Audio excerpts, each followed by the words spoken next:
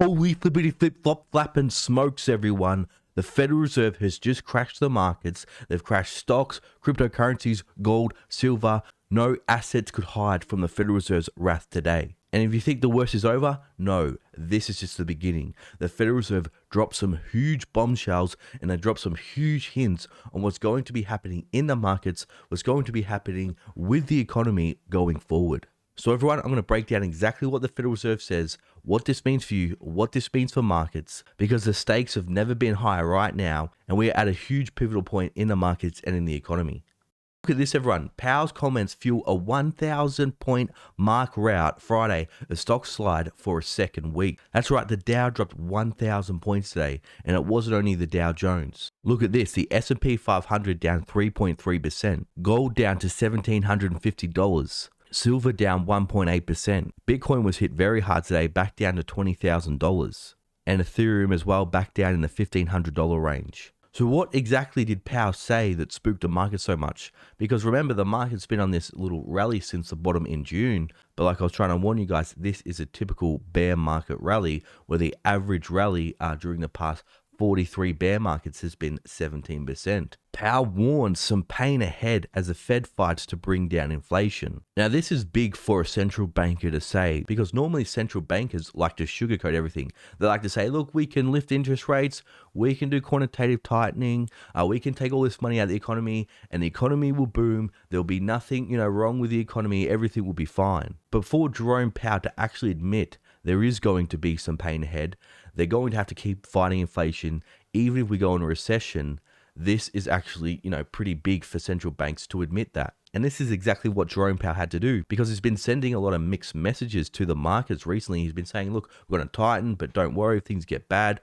maybe we'll loosen. And we start to get data that inflation is peaked, we may slow down our interest rate hikes. And with last month's inflation data coming down a little bit lower, the market thought, yes, the Federal Reserve is going to stop lifting interest rates and they're going to stop being restrictive and maybe they'll stop quantitative tightening. That means taking money out of the system altogether. But I was saying, and many other market commentators were saying, this is completely ridiculous. Just because CPI data for 1 month has came down a bit lower doesn't mean inflation's gone altogether at all. We saw at the start of the year inflation data came down, only for it to surge higher over the next few months. But let's dig a bit deeper into Jerome Powell's speech at the Jackson Hole Summit to see what is scaring the market so much. So Fed Chairman Jerome Powell on Friday pledged that the central bank will use our tools forcefully to attack inflation that is still running near its highest levels in more than 40 years. So that's a pretty strong word there, forcefully. They're going to be aggressive. There's a lot of speculation on whether they'll lift interest rates by 0.75 basis points or 0.75% at the meeting in September or half a percentage point. And a lot of people thought that, the Federal Reserve would lift interest rates to 2.5%, then they'll be done. No, people, they're going to have to get much, much more aggressive than this. That's what I've been trying to explain. There's no way they're going to be able to stop, 9%, 10% CPI data when we all know real inflation is much higher than that with 3-4% interest rates. They're going to have to go to at least 5%. In his annual Jackson Hole, Wyoming policy speech, Powell added that higher interest rates will likely persist for some time. The historical record cautioned strongly against prematurely loosening monetary policy. So this is something that's also worrying the markets. The markets probably hope that the Fed will lift interest rates and then they'll start dropping them immediately. He's saying, no, we're going to have to hold these interest rates for some time to make sure inflation doesn't just drop from 9% to 8%, because still 8% inflation is crazy, crazy high. They're saying we want to get our inflation back within our 2% target. And this is the pain he's warning about. While higher interest rates, slower growth, and softer labor market conditions will bring down inflation, they will also bring some pain to households and businesses. These are the unfortunate costs of reducing inflation, but a failure to restore price stability would mean far greater pain. A pretty stark warning there. He's saying there is going to be some pain for families and businesses. There's simply no way the Federal Reserve can get out of this one. They've been printing money and bailing out the system for decades, and eventually we all knew they couldn't just keep kicking the can down the road. Eventually we have to face the pain that is coming. And the longer you prolong it, the worse the pain is going to be. And so the Federal Reserve is saying, now is the time to face the pain that's coming. And like he's saying here, if we don't address this inflation, there's going to be far greater pain. Because a lot of people keep saying, look, don't worry, central banks won't keep lifting interest rates because it'll crash the markets, it'll crash the economy. Well, people, do you understand what would happen if they don't fight inflation? It'll be worse than a recession. We'd see the currency collapse and we'd see hyperinflation. We'd see a $100 loaf of bread. We'd see gasoline at $100. This will be much worse than a stock market crash. And once the currency collapses and everything hyperinflates in price, it is too late.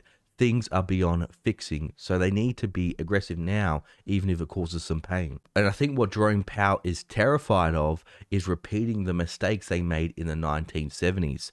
That's when Paul Volcker had to come in and lift interest rates all the way up to 18%. Powell noted that Fed's failure to act forcefully in the 1970s caused a perpetual of higher inflation expectations that led to the draconian rate hikes of the early 1980s. In that case, then Fed Chairman Paul Volcker pull the economy into recession to tame inflation. And unfortunately, people, they're going to have to do the same thing now. They're going to have to bring the economy into recession to tame inflation. So, okay, what does this mean for you and me, and how can we prepare? I think the lows we saw in June, I don't think that's a low for the stock market.